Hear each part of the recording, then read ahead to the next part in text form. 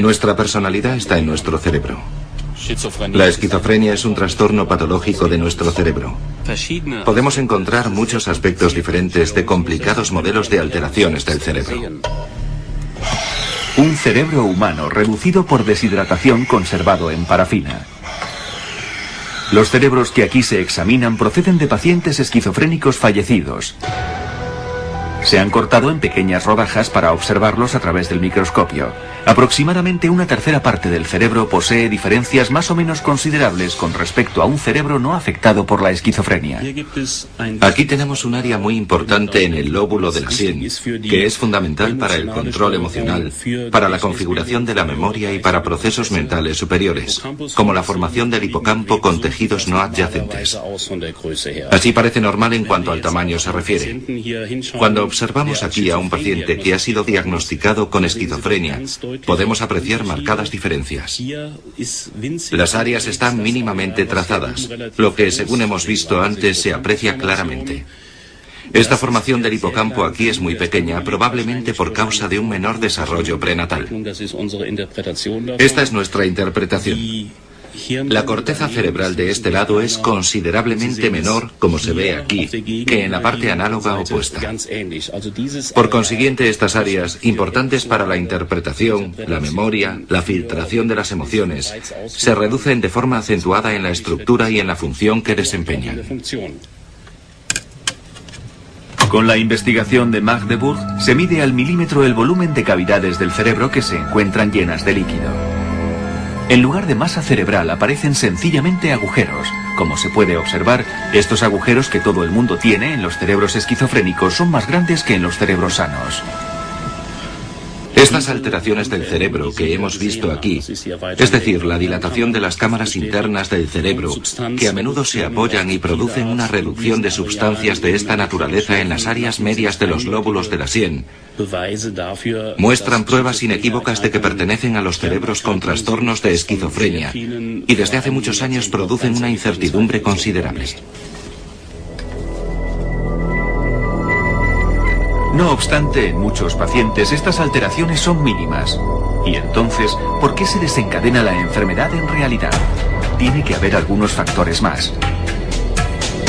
Por el momento se cree que lo más importante es la transmisión hereditaria, es decir, los genes.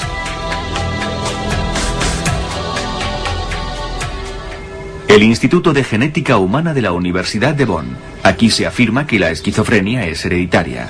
Los genes son los responsables de la enfermedad. El profesor Propping está a la caza del gen de la esquizofrenia. Está convencido de que en algún lugar de nuestro ADN se encuentra dicho gen. Hay que buscarlo.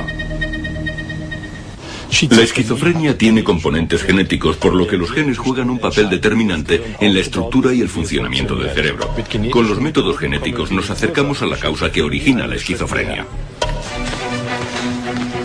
Prácticamente a diario se hacen análisis de sangre donada por los enfermos de esquizofrenia. Las pruebas se analizan genéticamente y se comparan con la analítica de una sangre sana.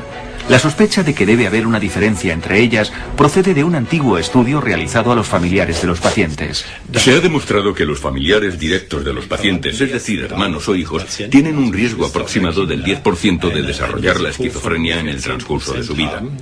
Este porcentaje es más considerable que la tasa de enfermedad en cuanto a la densidad de población media, que se encuentra en un 1% aproximadamente. Esta conexión estadística demuestra que con plena seguridad la genética tiene algo que ver y que la transmisión hereditaria juega un papel importante. Tiene que haber un gen que produce la esquizofrenia. No obstante, una vez que esto se ha detectado, es posible la utilización de medicamentos acertados. El profesor Propping es optimista en cuanto a que en poco tiempo se descubrirá su ubicación exacta dentro de la cadena de ADN.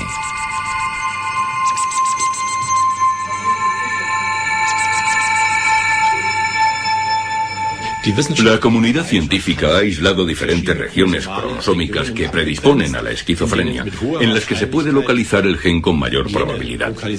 También existen hipótesis muy concretas que se verificarán y se validarán en un momento determinado. Yo estoy completamente seguro de que estas conexiones se comprobarán en el transcurso de los próximos 3 o 4 años, como muy tarde. Por lo que se puede decir que existe un gen que predispone, o que existe un gen que predispone para la identificación identificación de la esquizofrenia. Y entonces, si desde hace tiempo se sabe que algunas personas que no tienen este gen tienen la enfermedad, tenemos que considerar la importancia de otros influjos, factores mentales, psíquicos y sociales, nuestra experiencia estrictamente personal. Por ello deducimos que nuestro cerebro también se altera, como dice el profesor Falcay de la Clínica Psiquiátrica de la Universidad de Saarland desde Hamburg.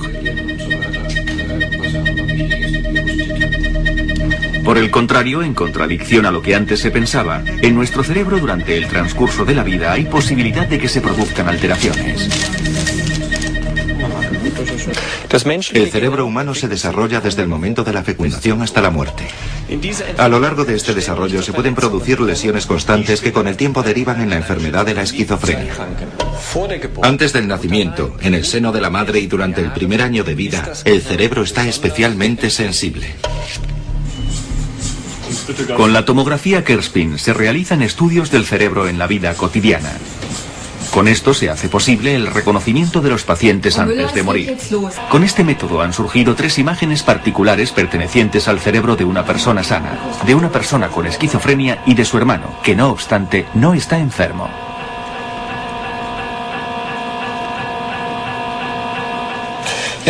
Podemos observar aquí en la parte izquierda el cerebro de una persona controlada. Son imágenes tomadas a través de una tomografía Kerspin.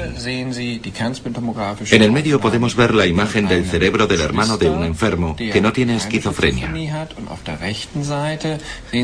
A la derecha podemos ver juntas las imágenes de los cerebros de los 2 hermanos, uno de los cuales tiene la enfermedad. Es muy interesante observar cómo los compartimentos del cerebro de los 2 hermanos están llenos de líquido, si los comparamos con el cerebro de la persona controlada. De lo que se puede deducir que el riesgo genético, así como el riesgo potencial de desarrollar esta enfermedad, no significa que en realidad se desarrolle, sino que está también vinculado a cambios en los tejidos del cerebro. No obstante, este riesgo se debe tener en cuenta junto con la influencia de otros factores medioambientales, como por ejemplo las complicaciones en el embarazo y el parto, que en el caso de estas 2 personas de hecho existieron. Aquí se aprecia un incremento acentuado de las alteraciones. El riesgo del nacimiento.